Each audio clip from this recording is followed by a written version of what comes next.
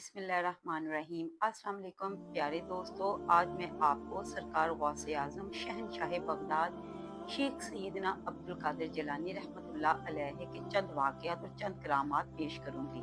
प्यारे दोस्तों, यूं तो रबीउल अव्वल के महीने में बहुत सारे बुजुर्गान दीन के उर्स मनाए जाते हैं, मगर ये महीना ख़ास तौर पर गौसे आज़म रहमतुल्लाह अलैह से निस्बत रखता है, क्योंकि इसी महीने की 11वीं तारीख को सरकार गौसे आज़म रहमतुल्लाह अलैह का उर्स मनाया जाता है।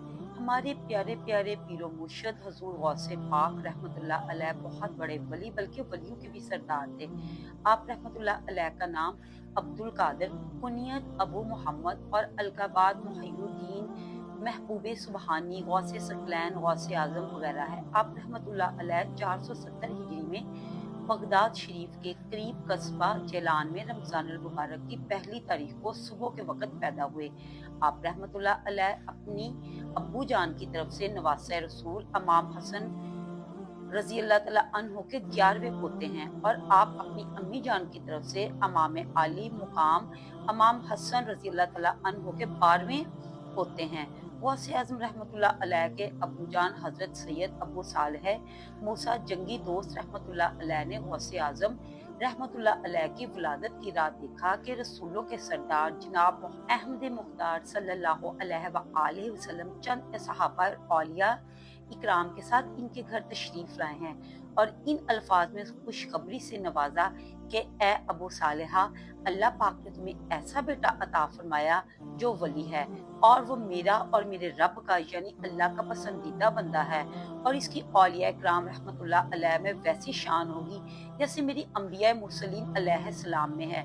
और दीगर अंबिया इकराम अलैहिस्सलाम ने ये खुशखबरी दी कि तमाम औलिया अल्लाह रहमतुल्लाह अलैह तुम्हारे नेक वक्त बेटे के फरमाबरदार होंगे, और इनकी गर्दनों पर इसका कदम होगा। अजीम ताबे बुजुर्ग हजरत सैयदना हसन बसरी रहमतुल्लाह अलैह ने अपने ज़माना मुबारक से लेकर हजूर गौसे पाक रहमतुल्लाह अलैह के ज़माना मुबारक तक तफसील से खबर दी है कि जितने भी अल्लाह पाक के औलिया कराम रहमतुल्लाह अलैह गुजरे हैं, सब ने शेख सैयदना अब्दुल कादिर जिलानी रहमतुल्लाह अलैह की खबर दी है।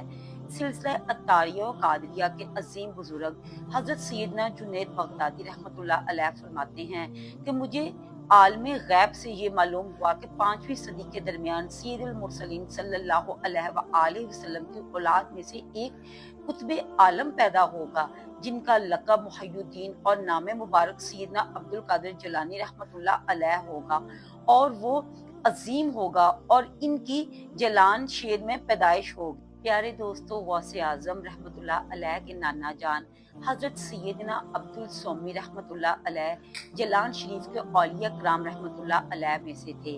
आप रहमतुल्लाह अलैह इंतहाई परहेजगार होने के अलावा साहिब फजलो कमाल भी रखते थे। आप रहमतुल्लाह अलैह मुस्तजाबुल दावात थे, यानी कि आपकी दुआएं कबूल होती थी।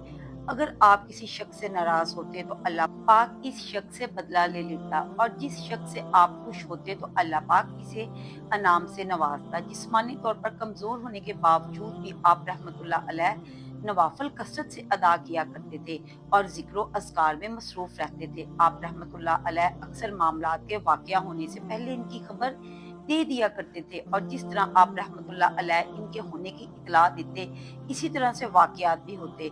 हजूर गौस पाक रहमतुल्लाह अलैह की फुफो जान कुनियत उम्मे मोहम्मद और नाम आयशा बिनते अब्दुल्ला था। आप रहमतुल्लाह अलैह नहायत नेक और बाकरामत खातून थी। लोग अपनी ज़रूरियात को पूरा करने और दुआएं पूरी करवाने के लिए आपके पास हाजिर हुआ करते थे। हजूर गौस पाक रहमतुल्लाह अलैह के एक भाई भी थे, जिनका नाम सैयद अबू अहमद अब्दुल्ला था। ये हजूर गौस पाक रहमतुल्लाह अलैह से उम्र में छोटे थे, और इल्मो तकवा में इनको भी काफ़ी ज़्यादा हिस्सा मिला, मगर आप रहमतुल्लाह अलैह जवानी में ही फौत हो गए। हजूर गौसे पाक रहमतुल्लाह अलैह का ख़ानदान नेकोकार घराना था। आप रहमतुल्लाह अलैह के नाना जान, दादा जान, अब्बू जान, अम्मी जान, फुफो जान, भाई जान और सब साहिबे ज़ादगान सब मुत्तकी और परहेजगार थे। इसी वजह से आपके खानदान को अशरफ का खानदान कहते थे। प्यारे दोस्तों, एक मरतबा का जिक्र है कि एक नीम रोज नामी एक मुल्क था, जो कि मौजूदा दौर में अफगानिस्तान का एक सूबा है। इसके बादशाह ने शेख सैयदना अब्दुल कादिर जिलानी रहमतुल्लाह अलैह को एक खत भेजा कि मैं इस मुल्क का कुछ हिस्सा बतौर जागीर आपको देना चाहता हूँ, ताकि आप भी मेरी तरह ऐशो इशरत की ज़िंदगी गुज़ारें। मेरे प्यारे जद गौसे आज़म रहमतुल्लाह अलैह ने इसके जवाब में फ़ारसी में सिर्फ़ 4 अशआर लिखकर भेजे, जिनका तर्जुमा कुछ यूँ है: अगर मेरे दिल में मुल्के सजर की कुछ भी हवस हो, तो सजर के बादशाह के काले रंग के ताज की तरह मेरा नसीब भी काला हो जाए। इसलिए जब मुझे दौलत नीम शब यानी अल्लाह पाक की याद में रातों को जागने की सल्तनत हासिल है, तो सल्तनत नीम रोज की कीमत मेरी नजर में एक जौ के दाने के बराबर भी नहीं। प्यारे दोस्तों, गौसे आजम रहमतुल्लाह अलैह ज्यादातर इबादत और रियाजत और कुरान पाक की तिलावत फरमाया करते थे। आप सरकार गौसे आजम रोजाना 1000 रक नफल फरमाते और एक रात में जब नफ्स ने सुस्ती करते हुए थोड़ी देर सो जाने और इसके बाद उठकर इबादत करने का मशवरा दिया, इस जगह पर आपके दिल में ये ख्याल आया, इसी जगह पर इसी वक्त एक कदम पर खड़े होकर सरकार गौसे आजम ने एक कुरान पाक मुकम्मल किया। प्यारे दोस्तों, अल्लाह वालों का हमेशा से यही तरीका रहा है।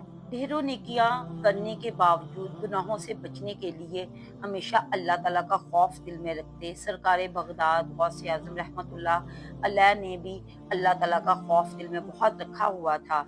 चुनाचे शरफुद्दीन सहादी शराजी रहमतुल्लाह अलैह फरमाते हैं, हजरत सैयदना शेख अब्दुल कादिर जिलानी रहमतुल्लाह अलैह को हरम काबा में देखा गया कि वो कंकड़ियों को अपने सर मुबारक पर रखकर अल्लाह की बारगाह में हाजिर थे।